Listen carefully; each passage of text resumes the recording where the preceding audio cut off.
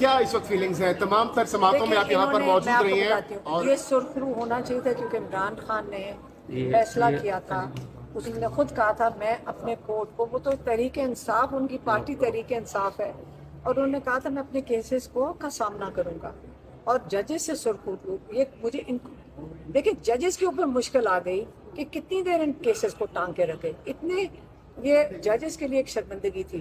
یاد رکھیں آج آپ حمود الرحمان، جسٹس حمود الرحمان کو یاد رکھتے ہو کہ اس نے ایک کمیشن رپورٹ لکھی، آپ نے یہ تو نہیں کہا اس نے غلط کیا۔ آپ ایک اور ججز کو یاد رکھتے ہو کہ وہ تھے جنہوں نے ذوالفقار علی بھٹو کو ٹانگا تھا، پھانسی دی تھی، اب یاد ہے نا نام؟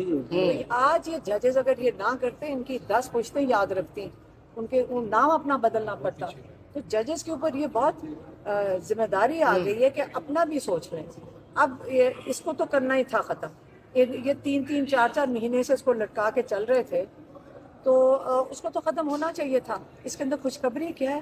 یہ تو ججز کو شکر کرنا چاہیے کہ انہوں نے اپنی ساکھ بچا لی ہے۔ علیمہ صاحبہ، سلمان صفدر صاحب کہہ رہے ہیں کہ یہ بہت بڑی وکٹری ہے خان صاحب کی رہائی میں، جو بہت بڑی رکاوٹ تھی میجر کیس سائفر کا تھا، اب تو یہ خوشخبری سے کم تو نہیں ہے نا؟ خوشخبری ہے، لیکن اس وقت انہوں نے عدت کے اندر ڈرامہ کر کے، اصل میں سارا ان کا مقصد یہ کہ عمران خان باہر نہ نکلے، یہ یاد رکھیں۔ تو خان صاحب نکلتے ہوئے نہیں دکھا؟ آج ہم خوشخبری منائیں گے، ختم تو ہونا چاہیے۔ سیلیبریٹ کس طریقے سے سیلیبریٹ کریں گے؟ ہم خوش نہیں ہیں، لیکن میں آپ کو صرف یہ کہہ رہی ہوں کہ عمران خان عدت کے اندر وہ 2 دن پہلے وہ مانیکا نے ڈرامہ کر کے اب دوبارہ شروع ہو رہا ہے وہ کیس، اس کا مطلب عمران خان جیل میں، اتنی دیر میں القادر پک کے تیار ہو جائے گا، اور القادر میں ان کو سزا کر دیں گے، اور اس کو گھسیٹیں گے کئی مہینے۔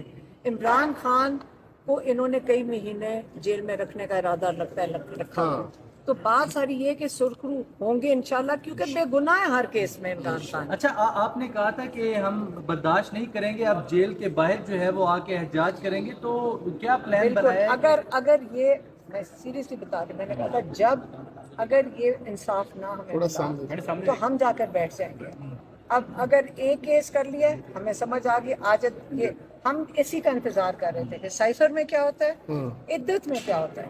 اب آپ کو ساری اسلام کی تاریخ میں کبھی ایسا کیس نہیں ہوا جس کے اندر عمران خان اور بشرا بی بی دونوں جیل میں ہیں۔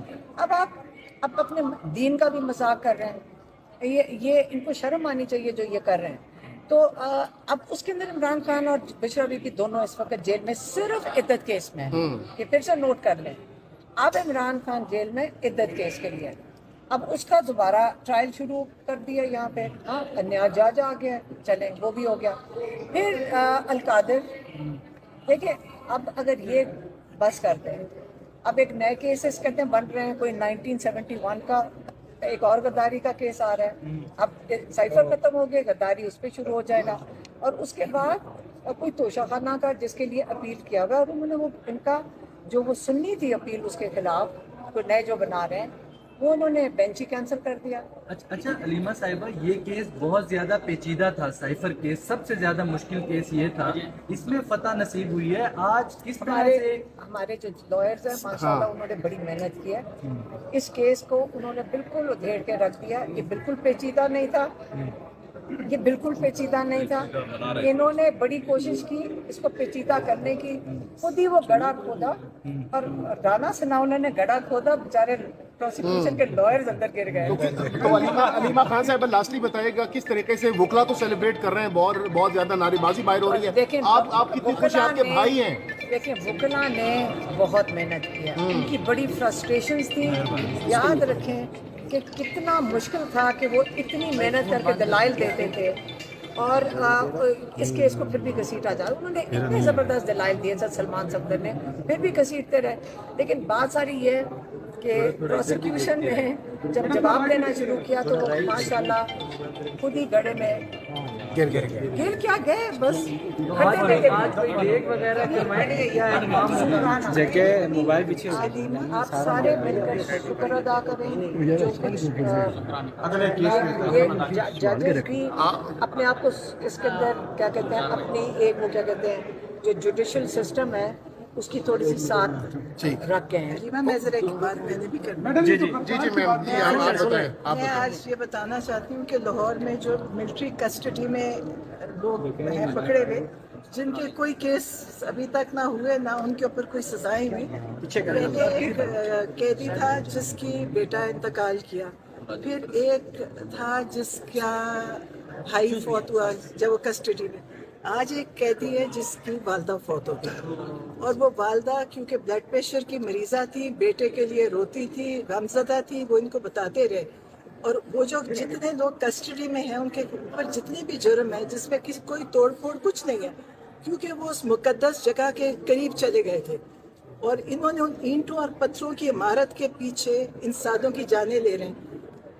ابھی بھی اتنے سارے قیدی وہاں پہ ہیں جن کے اوپر نہ کیسز آگے جا رہے، نہ سپریم کورٹ ملٹری کورٹس کا فیصلہ کر رہی، اور وہ بے گناہ لوگ جیلوں میں پڑے ہیں.